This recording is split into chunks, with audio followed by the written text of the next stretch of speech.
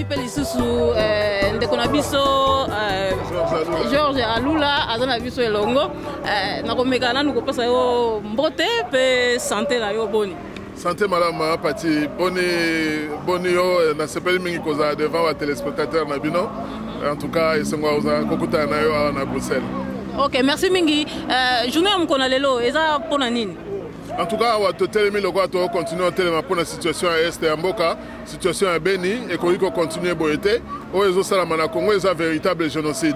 Le col à bateau basé la tête à l'État, bateau reconnaître que le peuple congolais a vécu le génocide. Moussalo Bisoto Sana Libanda Yangwana pour le Samokil Mobimbake, Congo est au coup pour le génocide de Baosa Abiso.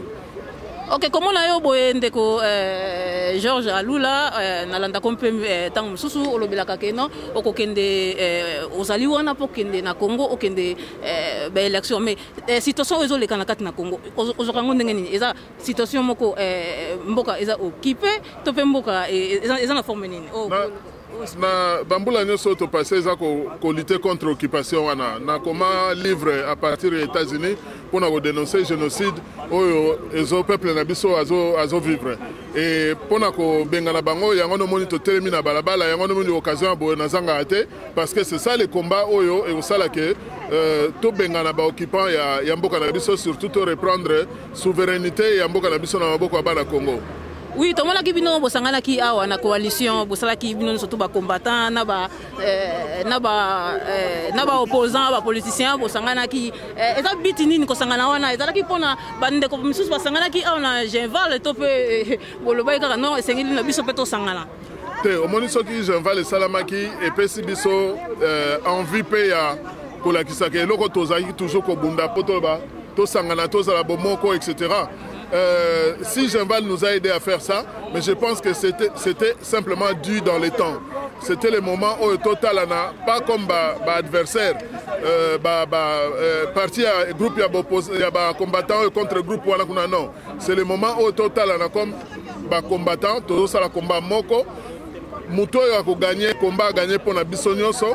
Donc c'est nous renforcer, en tout cas, image il y a présence, il y a Bisso après signature, il y a coalition. Même je dois vous avouer que et Bangui Saïnga parce que dans mon cas on a vraiment kilo.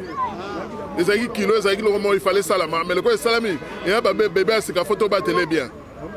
OK, merci mingi na négocier ko ya nola ngai vraiment na micro na ngai mutuna mususu na ko tuna bit nini nakati na banini na coalition wana ezali pour bimisa eloko nini na coalition to sali coalition pour na changement de régime na Kinshasa changement de régime na Congo pour na olakisa mokilike diaspora to telemi to pesa na maboko na ndeko na biso baza na terrain ba compter sur biso na itumba wana soki soulèvement populaire de salami tozali prêt ya ko assumer ba responsabilité na biso pona ko mema Congo na direction oyo il faut pour toza grand pays to comme grande puissance toza pays moko za très riche richesse na biso za gaspiller so to sangani ndenge wana ezali vraiment dans le but que toloba pena ba partenaire ya Congo que biso nde toza na voix oyo congolais toza ba porte-voix ya peuple congolais. Ce n'est pas ce qu'on a dit oyo bazo salaki na Genval parce que baza na batu oyo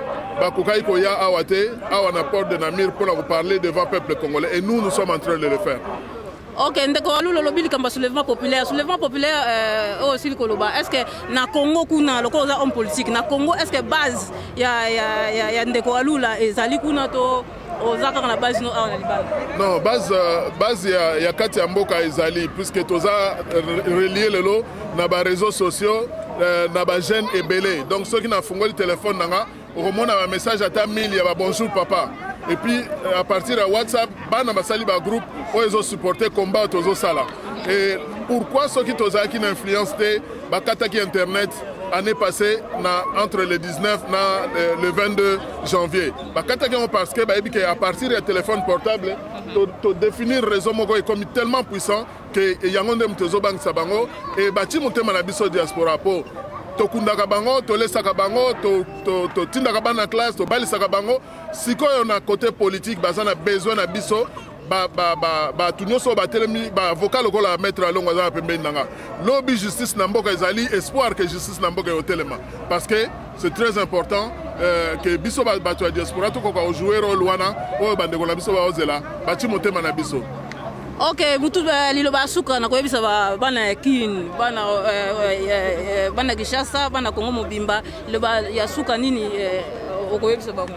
Liloba suka na oloba ezali que l'ère bobimaki après match ya Léopard contre Rwanda bolansaki slogan moko mutu atindaki bino te bolobi ke Kabila yebela manda esili bozwa pansement te baya kotia bino pansement te mpona koloba ke sikoyo Kabila komi bien bobenga na Kabila na makasi na malembe te mpona na malembe akondima na ye te Kabila eloko moko te kotinda ye mpo azala motive ya kotika pouvoir alingi akangama na pouvoir bana oyo balobaki Kabila yebela botelema boyebiseke sikoyo ngongo ekoki le 20 septembre eleka te tozela décembre te. C'est très important ke alongwa sikoyo mpo tokoka kozwa makambo en charge toorganize baélection biso moko tosala makambo nyonso oyo eza na mboka na biso eza na besoin nango tobenga na bato wana nyonso baza na pouvoir lelo po système oyo bango bamemi ezala na bato bango babimie mpa na bango mpa ya kokosa biso eza continuité ya système ya Kabila toboyi troisième penalty bamarke yango biso alors que biso nyonso tozotala toyebi mutu akomarke troisième penalty équipe na bango toyebi yango tomonte équipe nationale de léopard politique mpona koaffronte bango. Nakomplété président à Lula à la Biango, n'a pas de le Colosikwana. Donc, langage à président Alibo, système. Ne compte pas Kabila des gars sur le système. Jamais tu peux déshabiller Saint-Paul pour t'habiller Saint-Pierre. 5 Kanambe, là c'est Katumbi, bah même maître. Donc, autant tu vas Kabila des gars, c'est tout un système. On ne peut pas remplacer Kanambe par un élément de ce système. Ça, on dit non, non, non. Merci. Ouais. En tout cas. Mutuna nga suka na bossa ni fona na zonga lisusu le 31 oyo le 31 oyo président IDPS Etienne Tshisekedi akopesa meeting na kati ya Kinshasa na ebite na base na oyo na kati na Congo kuna soko ko sala appel na batu nyonso tout ba kende ko soutenir meeting on attend susu ko bota moi quelque chose pour la mboka. Non, biso toza visé sur ce qui peut arriver lobi na mboka. On a signalé que le 30 septembre, la veille, il y a un discours na Kinshasa. Unique membre de la coalition, tout ça discours, tout ça plutôt débat avec le public na Paris, na Porte de Vincennes, na Espace Ravel, 12 rue Espace Ravel, 75 012 na Paris, métro Porte de Vincennes, pour dire aux Congolais que biso toza na espoir.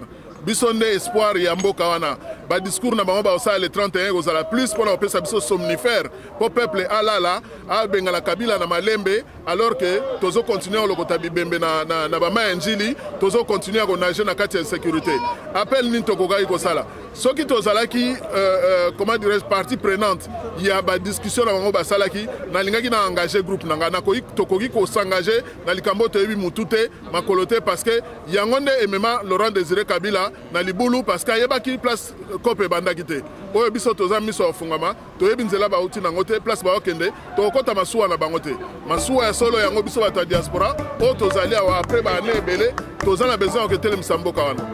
Ok, merci Ndeko Alula la ndenge aussi pour répondre na micro na nga vraiment la souhaiter bon courage succès na nyonso za kosala. Merci mama Pati. To mona limba la sima.